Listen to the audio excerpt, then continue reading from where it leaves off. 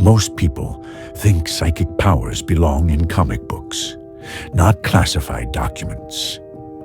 But from the early 1970s to the mid-1990s, the US government sought to weaponize the mind itself. The program was called Project Stargate.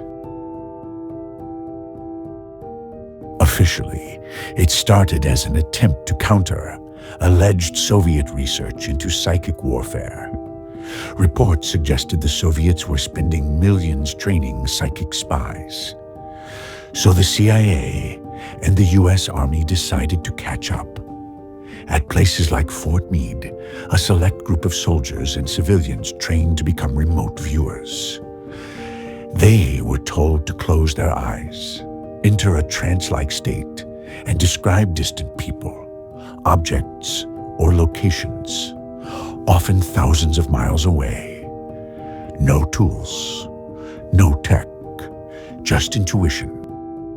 And here's where things get weird. One viewer allegedly identified the exact location of a downed Soviet bomber in Africa. Another described a secret underground facility in the Soviet Union, details that matched later reconnaissance.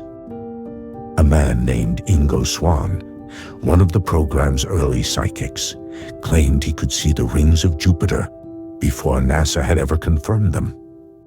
In 1984, a viewer was asked to describe Mars, not the present-day planet, but 1,000,000 years ago. He spoke of tall, thin beings, giant pyramids, and cataclysmic storms. The transcripts are real. You can read them yourself. And if that isn't strange enough, they also claim to have located the Ark of the Covenant, but we'll save that for another episode. Over the years, the Stargate program became a strange mix of military procedure and esoteric ritual. They tested psychic healing, spoon bending, and even tried to locate fugitive terrorists. Some sessions produced remarkable accuracy. Others were complete noise. In 1995, the program was officially shut down.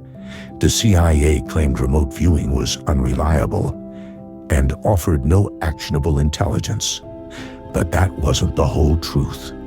A 2001 review of the data showed something startling. Some remote viewers had accuracy rates far above chance. And in many cases, their hits were too specific to ignore. Which raises a haunting possibility. Maybe Stargate didn't fail. Maybe it worked, and that was the problem. Because if you could see anywhere, anyone, and at any time,